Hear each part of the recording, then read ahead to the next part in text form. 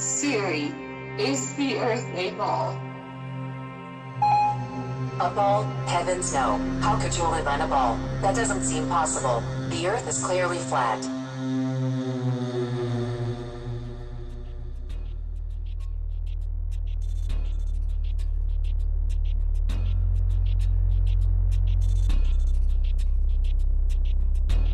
So mainstream science tells us that the Earth formed 4.6 billion years ago, after a big bang that created the known universe. This wild theory is widely accepted as fact, and it's mechanically repeated by most people due to the fact that it's what public schools teach to the kids without challenge. There is absolutely no possible way to determine whether or not an event took place that long ago. It's actually very strange that anyone would believe this nonsense. Mainstream science also tells us that life on Earth evolved into monkeys, which eventually evolved into us. There's only one huge gaping problem with the theory of evolution. We are not only missing one link between monkeys and humans, but we are missing hundreds, if not thousands, of evolutionary links. Maybe more. They want us to believe that one day we fell out of a monkey's ass and we landed on a spinning ball that's advancing through outer space at ridiculous speeds. We are being deceived. Let's put it in perspective. They think they came from monkeys, okay? I don't care how many letters they have after their name. You know, these guys go to school, they read books, they come out believing they came from monkeys, and then they have the audacity to say that we're the stupid ones. Listen to what they have to say. In the beginning, there was darkness, and then bang, giving birth to an endless expanding existence of time, space, and matter. Every day, new discoveries are unlocking the mysterious, the mind-blowing, the deadly secrets of a place we call the universe. It is, of course, a mystery as to why the universe exists in such an intelligible manner, but it suggests to me, at least, that there's a deep link between the universe, the grand scheme that's unfolding, and beings like ourselves. Somehow, the universe has become self-aware. It's engineered the emergence of comprehending, thinking beings like ourselves who can come to know the universe. Some people marvel at the fact that the universe has, over billions of years, given birth to beings who can appreciate its complexity. We can even ponder where and how we fit in. But at the dawn of history, people thought they knew the answers to these profound questions. The ancients viewed their world as a snow globe. It's essentially a flat Earth, say a disk, covered by a dome. And we call this in English a firmament. And in the firmament is where all the stars and the planets were hung. Almost all ancient cultures believed their universe existed in a dome similar to this one. And they never questioned who created it. The ancients assumed that there was a god or gods responsible for the creation and the maintenance of the universe.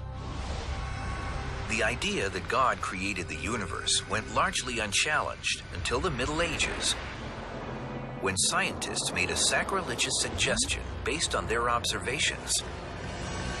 The sun, not the Earth, was at the center of the universe. It was a paradigm shift. There is now another way to explain the naturally occurring phenomena around us, and this is science. Since the Middle Ages, scientists have developed sophisticated new theories about the enormity of the universe and our place in it. Theories that often have no room for God. Many phenomena have appeared mysterious or miraculous or magical. And then through the process of science, we've eventually understood them. Scientists gradually realized that the sun really is just one star among a multitude of stars in a gigantic galaxy, having hundreds of billions of such stars. And all this was created in a big bang 13.7 billion years ago. But while scientific theories, observations, and experiments tell us where we are in the cosmos, they don't answer the eternal questions: why we're here, and who, if anyone, created us. So while it appears a divine creator planned the universe, many physicists say apparent fine-tuning doesn't prove anything of the sort. Something else must be at work. But what, other than God, could possibly explain the remarkable series of events that led to the creation of life in our universe?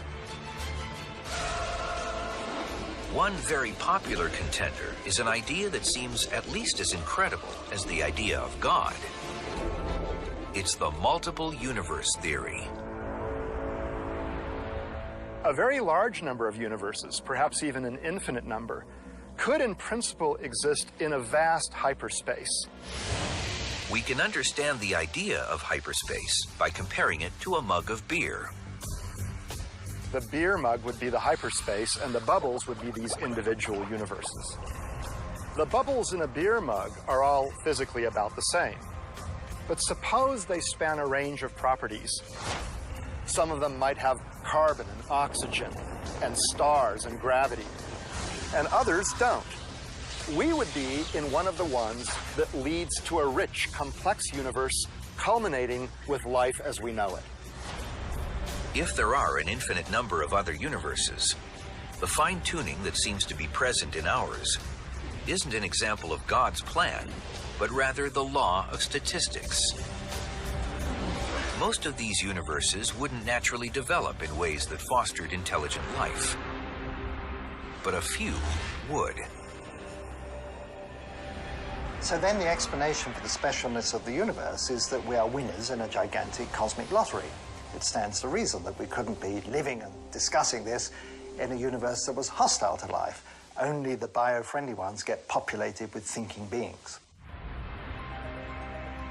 Having a multitude of universes is actually quite a simple and natural consequence of some of the most favored models for the birth and early evolution of our universe. It's kind of like stars and planets.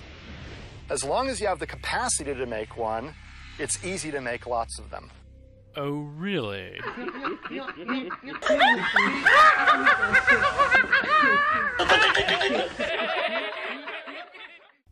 Evolution isn't the only thing we are being lied to about. The Earth under our feet has been molded into a spinning ball that is a byproduct of the Big Bang, which is a theory that was introduced to science in 1931. In order for the theory of evolution to be reasonable, the Big Bang that was somehow pinpointed to 13.7 billion years ago has to be true.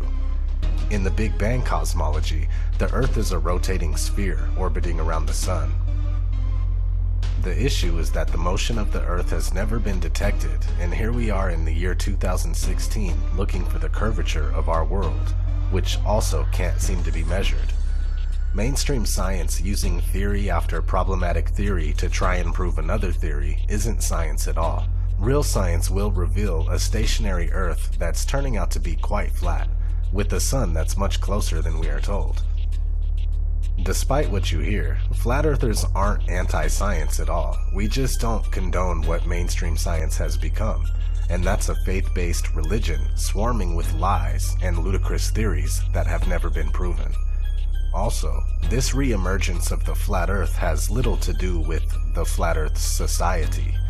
If you have the desire to further look into this, don't check for answers on their website. Some of the claims made by the Flat Earth Society are decent, while others are absurd. This is a common ploy to encourage no further investigation by the controlled opposition known as the Flat Earth Society. It's a commonly held misconception that the Earth is a spherical object that revolves around the Sun. But the fact is, of course, that the Earth is a circular dish surrounded by a barrier of ice that explorers have been attempting to penetrate for centuries. What if gravity isn't real? What if the Earth is in fact flat and science has been wrong all along? Everything that you've been taught is a lie. We're shown that and told that's the solar system, that's the way it works. You've got the big sun in the middle and all the planets revolve around it, but nobody's ever seen that. We've never seen a photograph of it. We've never seen, real part. We've certainly never seen any animation of it, even though there's supposed to be a probe out in Pluto at the moment. Nobody's ever seen the solar system like this. It's always graphics, it's always secondary knowledge. Things that people hold dear and call fact, like gravity, like the age of the universe, the universe formation itself, the age of the Earth, they're all dependent on things that are unproven. While they're good to consider, we should consider everything. You have allowed them to become facts that appear in our textbooks taught by professors to kids as facts. The argument, for all practical purposes, came to an end when the Church of England was established by law during the 16th century. They embraced many radical scientific notions prevalent at the time, including Copernicus' round Earth theory. With this endorsement, the theory found its way into the schools, which were then largely controlled by the Church. It has remained there to this day, and many children have accepted it without question. All-seeing eye and the square compasses. Here we have Buzz Aldrin, the second man, supposedly that walked on the grey dust of Kubrick's film set. Showing off, they don't try and hide it, he's a Mason. There's his Masonic ring, he's got his Shriner hat there. And these guys, yeah, they're supposedly praying to the command module. Looks like a pyramid to me. The connections between Ron L. Hubbard, or L. Ron Hubbard, who started the Scientology movement, Walt Disney, Werner von Braun, rocket scientist, Doug Parsons, also a rocket scientist, Jet Propulsion's laboratory, and Aleister Crowley, who's obviously an art Satanist, influenced a lot of rock music and everything else. Started the OTO, the Ordo Tempora Orientis. These guys are all connected. They're all in the same brotherhood. The connections between, well, here you go. Jack Parsons, the JPL was how obviously NASA got into, got into the air in the first place, the Jet Propulsion's laboratory. Here's Jack Parsons at a Masonic ceremony. You can tell by the floor. Again, you can look into this for yourself. Yeah, it's easily searchable. It's easily researchable information. The connection between Walt Disney. Here we have aboard the ISS.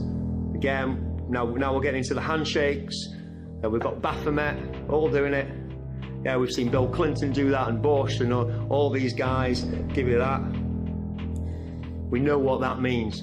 We know who they're in service to. This is all about occultism. It's all about sun worship, heliocentrism. It's not science. It's a religion. It's a faith. This is Helios. This is Helios, the sun god. And here he is on the badge of Apollo 13. This is all occult religion going all the way back through all Egypt and then back through to Babylon as well. Life is much simpler on a flat plane. There's no complex theories or complicated mathematics involved in it. The flat plane.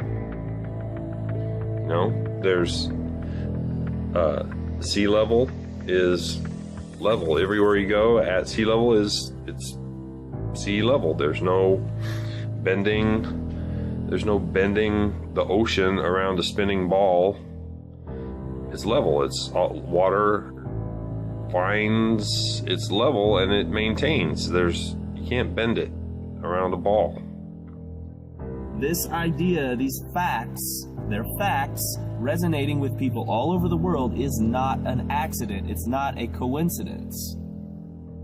That is the hardest part for you guys to understand. The people that argue with me, that want to make me feel like a fucking idiot, that's not you talking. That's your ego talking. That's, you have to convince yourself verbally to somebody who is challenging your own beliefs to make yourself feel better and to help you sleep at night. The flat earth is a perfect example of that. You refuse to look at the information. It's stupid. Well, why is it stupid? Well, it just is. Well,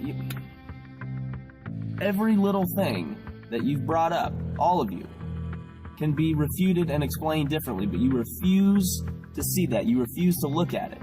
That makes you ignorant. That is the definition of ignorance. So how does Hollywood brainwash you? Well, one way is like this. They begin their movies on a globe and then they zoom in to whatever the first scene is. Real clever way to brainwash you in the very first scene of any movie you see. Universal Studios is so bad they use this goddamn globe as their logo as their intro to every single movie that they make. At the beginning of every single movie Universal makes, you're going to see this spinning globe logo. So it doesn't even matter what the movie's about. You're going to be brainwashed. No video, real video of the real Earth spinning in space, which you'd all like to see, actually exists. This is what he's shown. This is last year from the Discover satellite, the Epic camera. This is actually the dark side of the moon. Going past the Earth. There's the Earth spinning. And there's the dark side of the moon. The only problem with that is the moon's supposed to be orbiting the Earth, not just flying straight past it. Your eyes aren't fooled, yeah? You've got your own senses, trust your senses, this is clearly CGI, but you go to NASA's website and they will claim this was taken from 1 million miles away from Earth by the Discover satellite. You will notice also that the clouds don't really move. I mean, they move across, but they don't change, don't swirl, they don't change direction. 5 hours, 3:50 to 8:45 is nearly 5 hours of time-lapse photography. Those clouds do not move at all. You ever been mind-fucked before?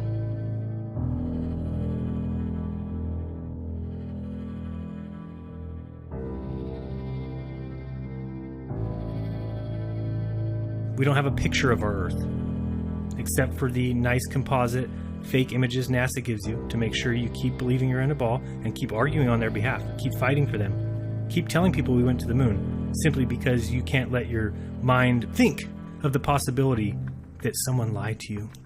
The government lied to you. They can't lie. They're my government. Believe me, it's hard for all of us. That's crazy. The government doesn't lie to people. I was a huge Star Wars fan. Very, very disappointed to find out that I'm just being programmed.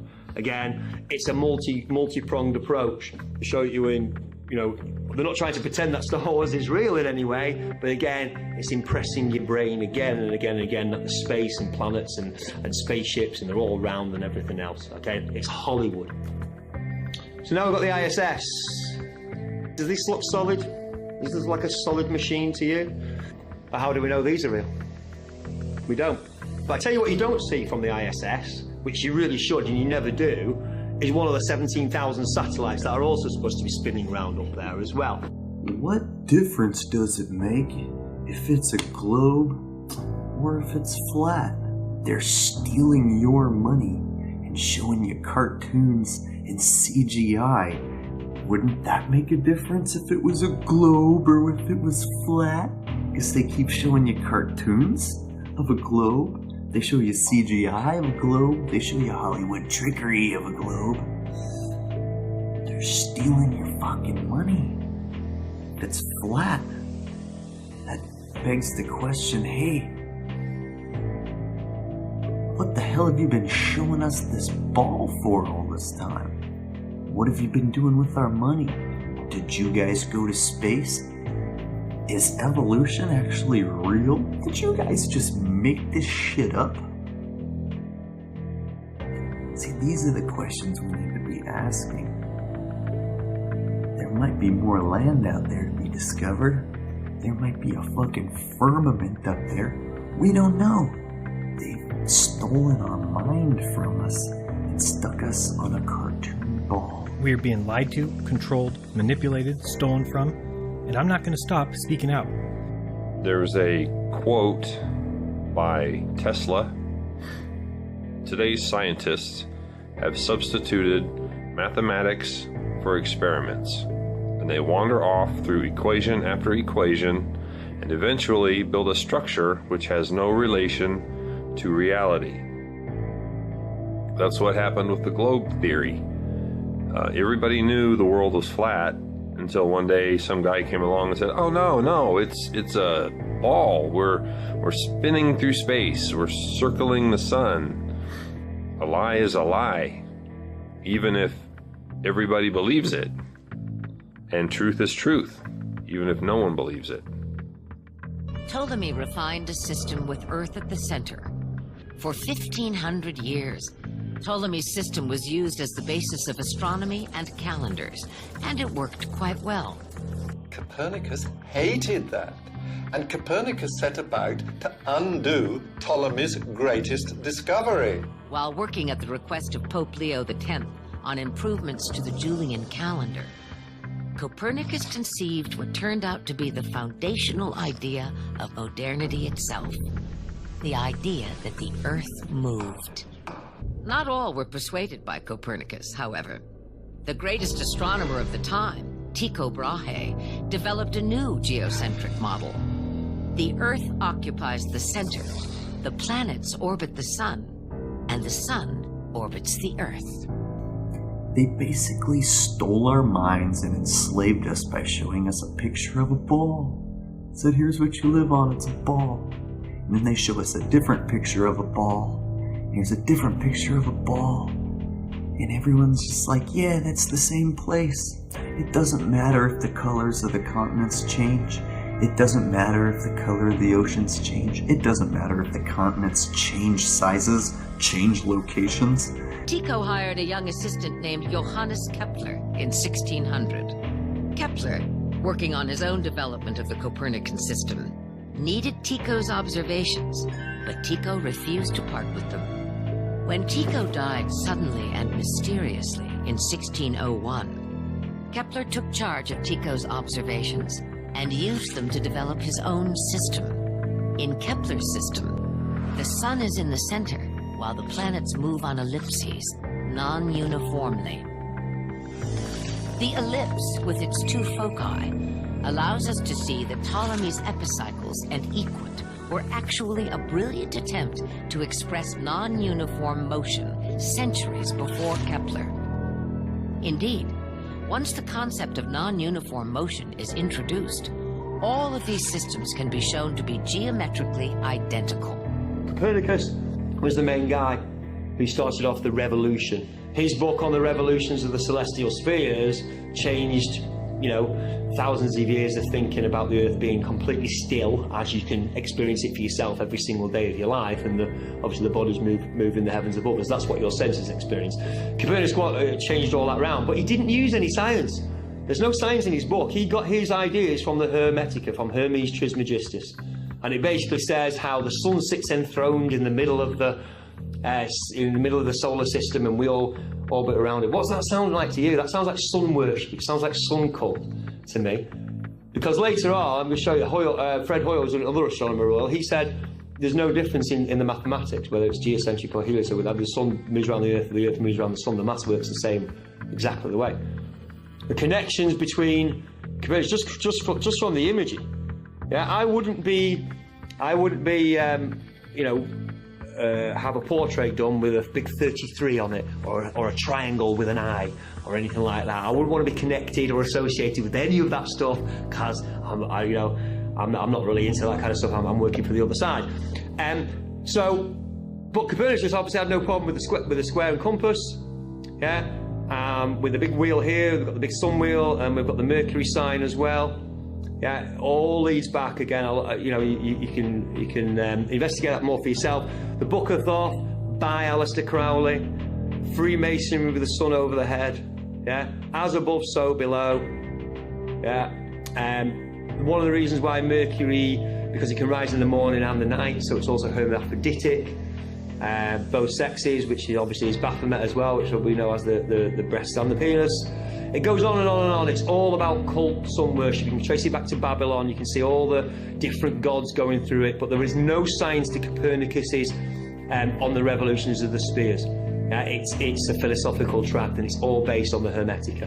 Up is up, down is down. If I a visual aid, I have a pin. If I release it from my grip, what happens? Anybody? Correct. It falls. Was that gravity? No.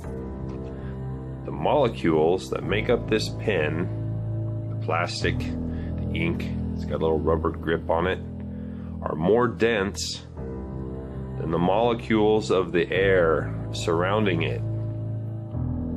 The molecules of the air will not support the weight, so they fall. So it falls when you let go. Like that. Density and mass make an object heavy. There's no gravity. Simple. Up is up, down is down. Objects fall because they're heavy. If it floats, it's lighter than air. Helium, fill a balloon with helium, it goes up. If you filled it with hydrogen, it would also go up. Lighter than air, floats. Heavier than air, falls. It's not complicated. Gravity is a god because it's the answer. It's the magic answer to everything. Why? How does the Earth keep us on, but it still spins around, it still orbits, and gravity? How's the moon? How's the type of gravity? Why doesn't the moon fly off to the sun? Because the sun's got bigger gravity. It's the way gravity works. Don't worry about it, it's gravity. Gravity is the god that explains everything very, very magically. There is no need for gravity whatsoever if we're on a fixed stationary plane and the heavenly bodies are simply going above us. The reason why you don't fall off is because you're denser than the air that underneath you. It's just, again, Occam's razor. It's a straightforward explanation. Basically, the perspective of living on a globe is preposterous, it's ridiculous, it's hilarious. How we are taught to perceive the world we live on, because basically, even when trying to depict it, it's hilarious. They have no way of depicting it without it being comical. You have whales climbing the curve, like, it's absurd. How can we live on a globe? Core of the Earth, you know, you've seen the cutaway. This much is crust and mantle and magma and liquid molten stuff at the center. The deepest hole that's ever been drilled in the history of mankind to date, even with today's technology, 8 miles. If you want to say this is what the first 8 miles looks like, I will believe you, because they can show me the hole. This goes 8 miles down, okay? It goes 8 miles down. That's how thick is the plane that we live on? It's at least 8 miles, because they've drilled down that far, but they can't go any farther. It doesn't work. So it's speculation. With a sphere of 4,000 miles radius being spun round once every 24 hours, a little bit of calculations will show that that person there is being spun round at about 1,000 miles an hour, and it doesn't know it. I mean, this is obvious nonsense. The stage was set for one of the most important events in the history of physics, the Michelson-Morley experiment.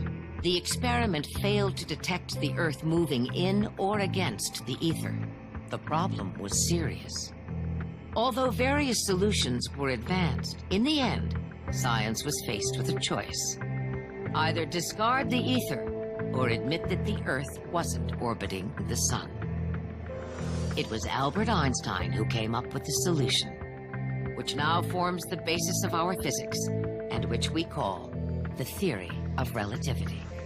Einstein eliminated the ether as the cause and said that it was simply a principle of nature, that when objects move through empty space, they contract in length, they decrease in the time traveled, and their mass increases, all by the same proportion. Hence, in order to maintain the Copernican principle, the length, time, and mass of moving objects were altered.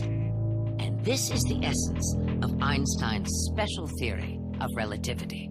All of physics collapses with that experiment. Foucault's pendulums do not uniformly swing in any one direction. Sometimes they rotate clockwise, and sometimes counterclockwise. Sometimes they fail to rotate, and sometimes they rotate far too much. Scientists who have repeated variations of the experiment have conceded time and again that, quote, it was difficult to avoid giving the pendulum some slight lateral bias at starting. The behavior of the pendulum actually depends on 1. The initial force beginning its swing, and 2. The ball and socket joint used, which most readily facilitates circular motion over any other. The supposed rotation of the Earth is completely inconsequential and irrelevant to the pendulum's swing.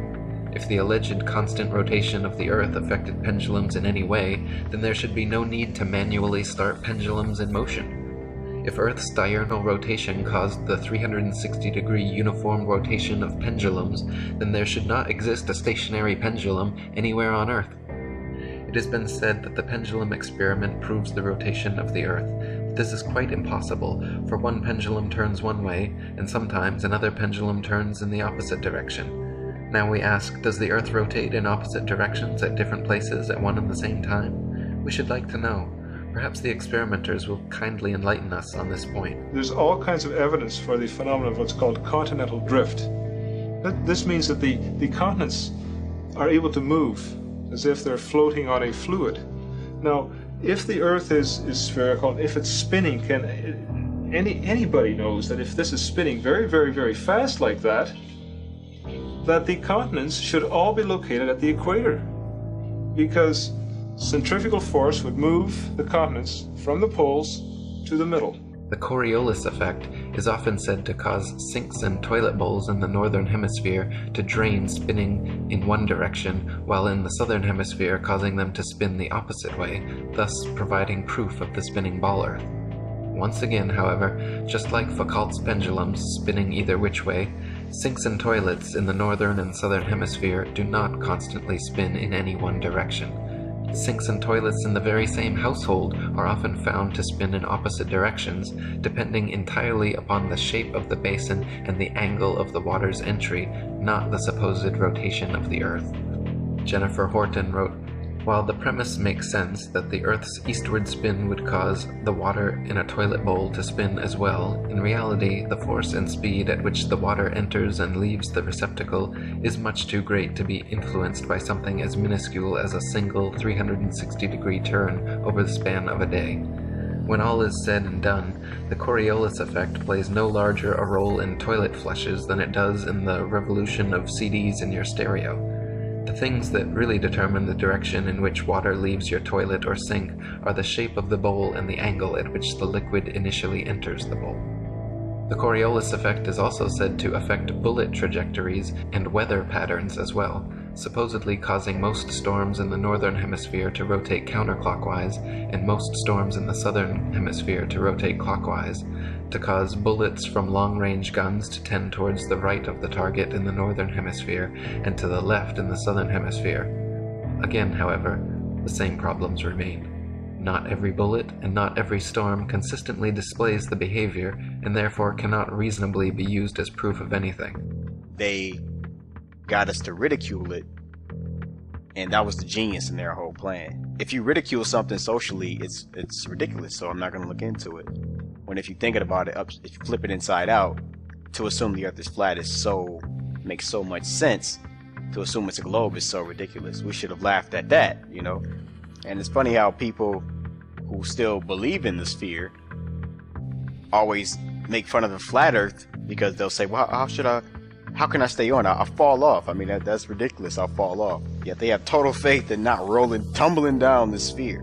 For some reason, this appears safe to them. You know, it's like, no, wouldn't a level surface appear more sensible and safe if you really think about it? People say, well, go look at the planets. The planets are spheres, so that means we're a sphere. No, whip out a telescope. I've got one. Whip out your telescope and look at Mars. It's a dot of light. It's an orange dot. And then when you look at a NASA image, it's this desert world with canyons and ice and craters and shit. But when you look at it through an amateur telescope, like a good amateur telescope, not one from fucking Walmart, like a good one, it's an orange dot. It's not a desert world with canyons and shit that they went to. There's no rover on Mars. They're prepping us with movies like The Martian so they can steal our money on a fake trip to Mars, just like they stole our money on a fake trip to the moon.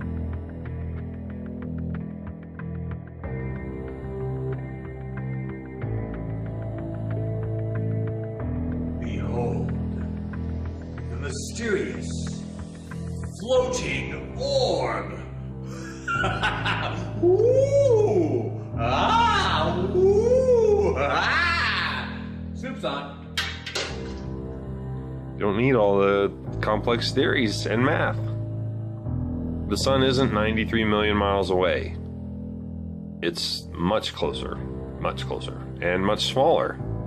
Oh, it's 400 times bigger than the moon, but it's also 400 times farther away, so it appears to be the same size. The sun and moon are the same size, and they're not as far as they say they are. They circle above the plane that we live on, the flat plane. They circle. The sun shines down like a spotlight. It's around 24 hours. The same phenomenon Eratosthenes measured could be explained by a flat Earth if the sun were only a few thousand miles away and 32 miles across. The math would work out the same. Once you realize what's going on, you're on a flat plane, you can see the sun. It's like it moves towards you, passes overhead, and moves away from you. It's perspective, the distance. It moves that direction until it reaches the vanishing point, the point of convergence on the horizon, where you can no longer see its light. This is a really, really good video to watch. It's called The Amazing Flight of a Balloon to the Edge of Space. And if you watch it, you will see, because those are clouds there. This isn't the ocean. This is clouds. And what have we got here? That's a hot spot from the sun.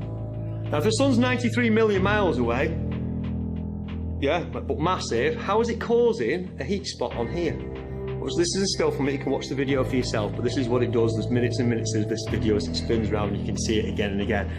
It will blow your mind, because you'll see the sun isn't that far away at all, because it can't be causing a heat spot on the clouds if it's 93 million miles away. If it's massive, it should all be coming in at the same angle. There should be no... The sun is obviously not 93 million miles away. It looks very close. Circumnavigation is really just a flat circle path. Gravity as we know it simply doesn't exist. The sailor thinks that he's traveling around the Earth this way, when in effect he's traveling around the Earth this way. And he's creating a circle. He's moving in a continuous direction around. He goes through the various parts of the circle, and he comes back where he started from. He's going around this way. One of heliocentrists' favorite supposed proofs of their ball Earth theory is the ability for ships and planes to circumnavigate, to sail or fly at right angles to the North Pole, and eventually return to their original location. Since the North Pole and Antarctica are covered in ice and guarded no-fly zones, however, no ships or planes have ever been known to circumnavigate the Earth in north-south directions, only east-west. And herein lies the rub. East or westbound circumnavigation can just as easily be performed on a flat plane as it can on a globular sphere. Just as a compass can place its center point on a flat piece of paper and trace a circle either way around the pole, so can a ship or plane circumnavigate a flat Earth. The only kind of circumnavigation which could not happen on a flat Earth is north-south bound, which is likely the very reason for the heavily enforced flight restrictions. Flight restrictions originating from none other than the United Nations, the same United Nations which haughtily uses the flat Earth map as its official logo and flag. So the ball earther's logical argument is that only a globe can be circumnavigated, the Earth has been circumnavigated, and therefore the Earth is a globe. This is indeed a logical modus ponens statement, but the conclusion is rendered invalid because the first premise, that only a globe can be circumnavigated, is categorically false. There is no curve, man. You went up on top of your house and saw the curvature. You went on a plane and saw the curve. No, you didn't. There is no curvature. You know how I know? I tried to debunk the flat Earth and I failed. That's how most of us get started. We try to debunk the flat Earth and we fail.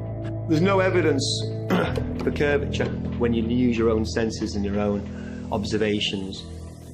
Cross Lake Michigan, from St. Joseph to Chicago, is 60 miles. Over 60 miles, anything under 2,400 feet should not be seen. This is a visual of how that works.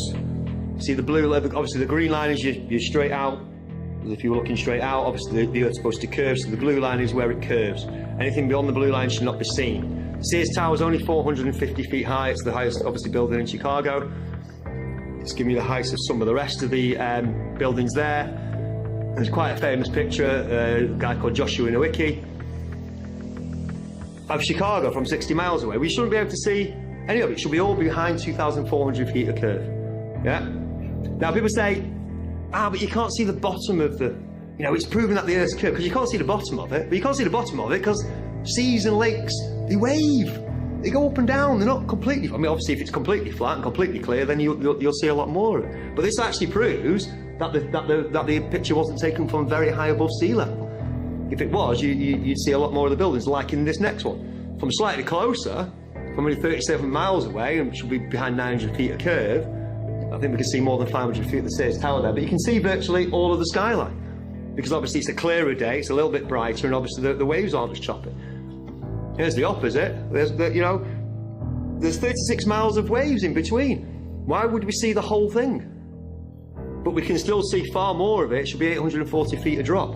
We shouldn't be able to see.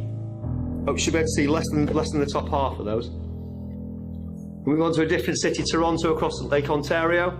A place called Grimsby. Obviously not in Lincolnshire. 37 miles away. Should be behind 900 feet of curve. The CN Tower is 1,800 feet tall. You should be able to see only the top half of that and hardly any of the rest of Toronto. Can we see pretty much the whole skyline there? Again, you can check this out for yourself. You can get half a dozen of these pictures from various places all around this bay. Yeah, this is actually taken from the red lines there. It's actually Grimsby's here, so it's actually a little bit further than this red line. But you can get pictures from Toronto from all over this beach. Yeah, and you can see way more of it than we should be. Now, people say, "Oh, well, that's light refracting, bending it round the curve." It doesn't look like a mirage. I've seen mirages, they're inverted or they're wavy. We know what a mirage looks like. We can see it in the distance. 81 miles away from Genoa, it's the Isle of Gorgona. It's only 70 feet above sea level. We shouldn't be able to see any, or we should be able to see the tip, but we can see most of the island. It should be behind 4,300 feet of curve. It should have curved away by now. We can still see it.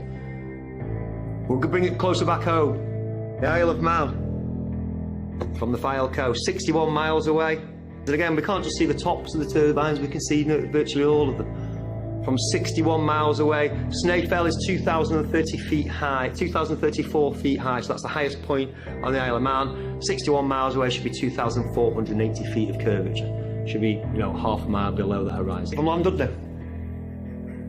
75 miles away. Starts getting interesting when you start getting towards the 100-mile mark. We're talking over a mile of dip now. This is the Isle of Oahu, taken from Kauai. Thank you.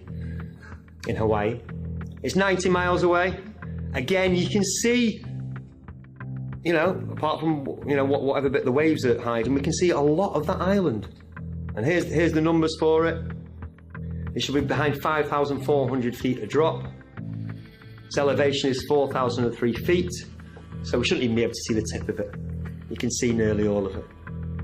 This is the Sierra Nevada range from Mount Diablo in California near San Francisco. It's 160 miles away. Yes, we're up a mountain. Yes, they're up a mountain. But you can see, again, a lot of the bottom of the mountains. You can see the snow-capped tops, and then we can see the rest of the mountains as well. 160 miles away, this should be behind 17,000 feet of curve.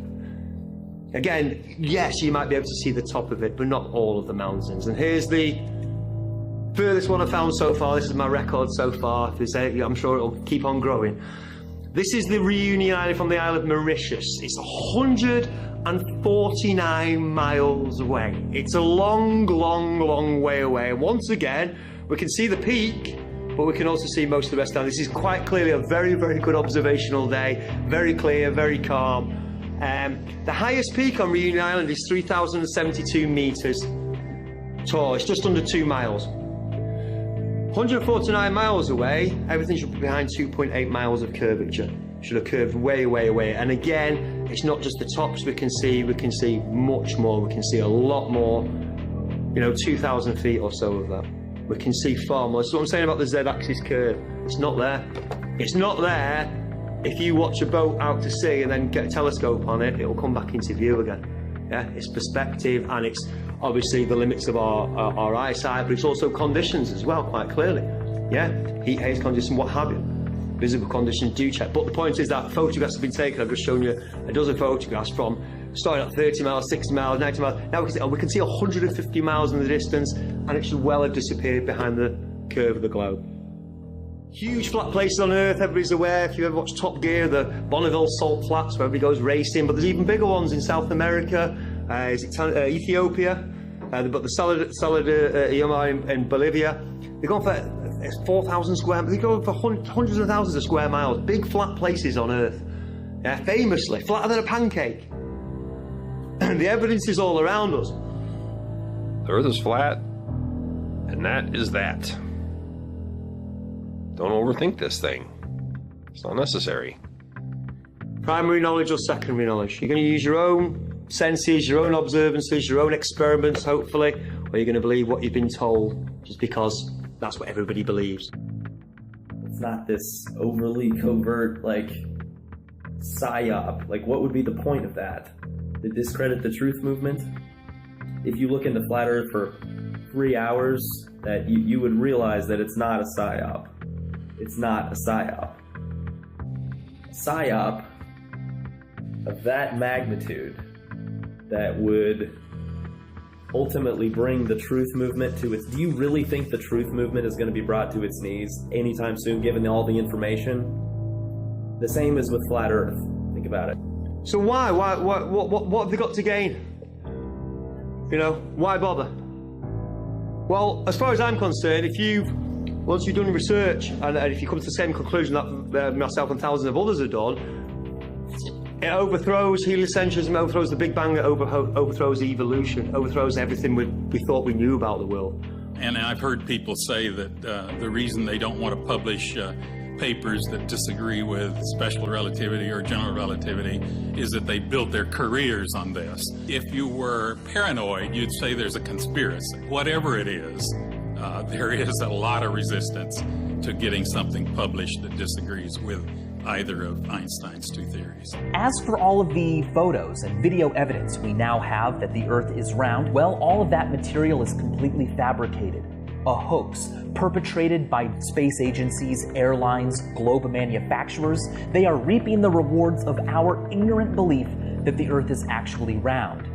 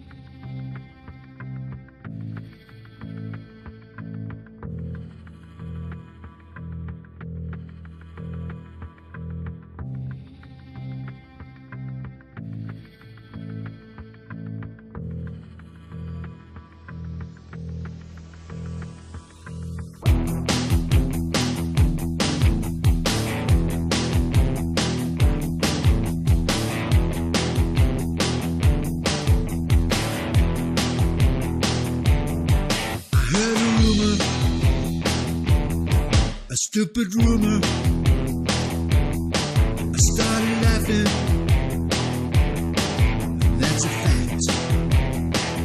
I knew for certain that I would disprove it. 1 year later, and there's no going back. Researching, I'm racking my brain. The answer could drive you insane.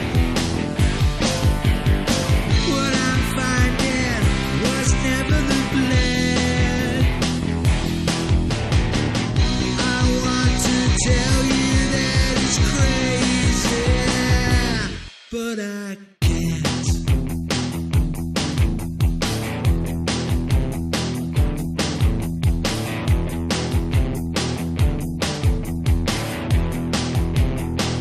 So here's the story,